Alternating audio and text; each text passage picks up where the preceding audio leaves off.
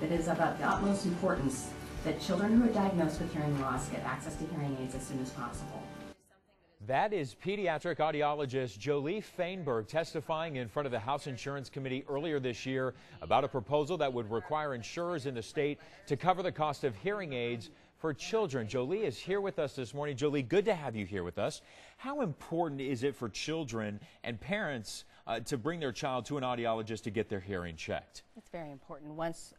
Now that we have the ability to test children's hearing at birth in newborn hearing screenings, if we find that there's something wrong, then we can test those children immediately. They can be tested at any age. And is this something that a child is born with, whether it's progressive or whether they're born that way? They can be born with it, but they can also have hearing loss later on. So it's certainly important if a parent finds that their child isn't progressing well, isn't speaking right, that they should have their child's hearing tested. What do they do at that time? Let's say 3 months down the road, they find out that their child has hearing loss. Let's say maybe 4 or 5 years old, their child has hearing loss. What do they do when they come to you? They will come and we'll do a complete evaluation on the child and see what kind of hearing loss they have, and then refer them for any tests or to see a physician to find out what is the best, whether they do hearing aid, cochlear implant, what they need. If a child has hearing loss and it goes undetected, what kind of impact can that have on a child's learning disabilities? It's a tremendous impact. Of course, as you know, you need hearing in order to be able to speak and listen. And so those children will not develop normal speech and language skills. And then, of course, when they go to school, if they're not hearing well, they will have difficulty hearing what the teacher says, learning. They may be diagnosed with some other issues, or the teacher may think that they're just not paying attention, things like that.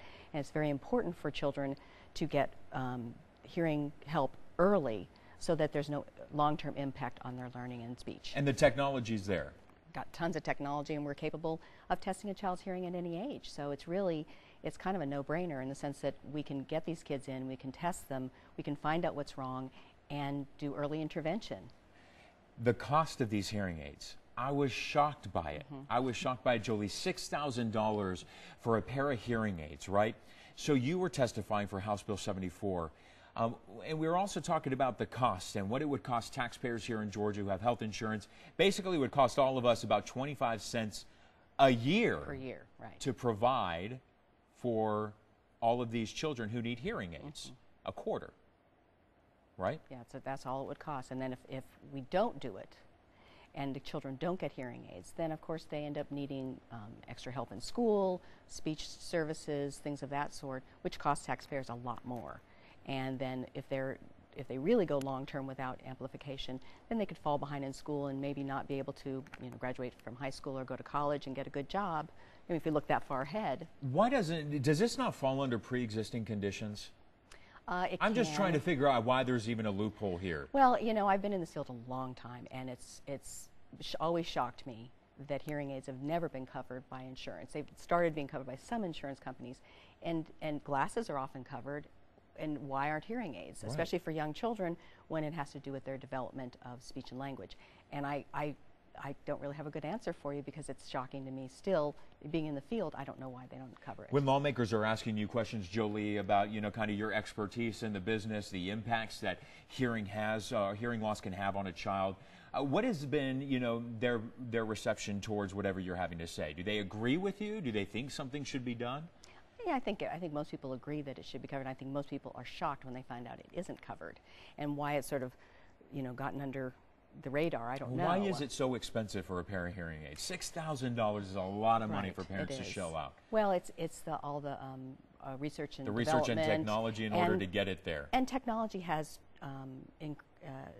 increased dramatically in the years that I've been doing hearing aids. They used to be these gigantic things that went behind the ear, and all they did was really amplify the sounds, and sometimes they were, too loud for people. And but now they're almost implants in the ear. Well, they're very small, and children usually get very small ones behind the ear, and the digital signal processing that they use and all the technology that you use has made the hearing so much better. You can do Bluetooth to your phone. You can do, all these cool things that you can do now. And you don't even notice it on the person. Well, you don't usually. They're much smaller than they used to be. As I said, they've really, and the technology is fabulous. So our ability to take care of these children with the technology and early intervention, if we can put hearing aids on a child at 3 months of age, then oftentimes they need very little therapy, and they just sort of scoot along with their friends, and you would never know that they had a hearing loss.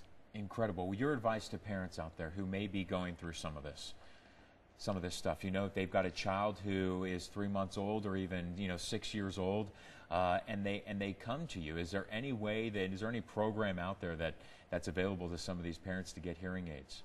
There are a few programs. There's mostly, though, they do have to do with you know, how financially, you know, desperate you are, and that is a problem. And so there really hasn't been a lot of help. I just don't get it, because 20 states have already passed laws saying that insurance companies must provide this. 20 states. It's a lot of states, but that means that there are another, you know, 30 some odd states out there that are saying, hey, listen, you know, we're not making insurance companies pay for something like this. And that comparison that you make with, you know, your eyes and your vision, that stuff's covered by insurance, sure it is, yeah. right? But somehow hearing is not. Incredible stuff. Thank you so much for coming on the show, and just keep us updated as House Bill 74 gets debated on over the next probably year or so. I hope so. I hope so. All right.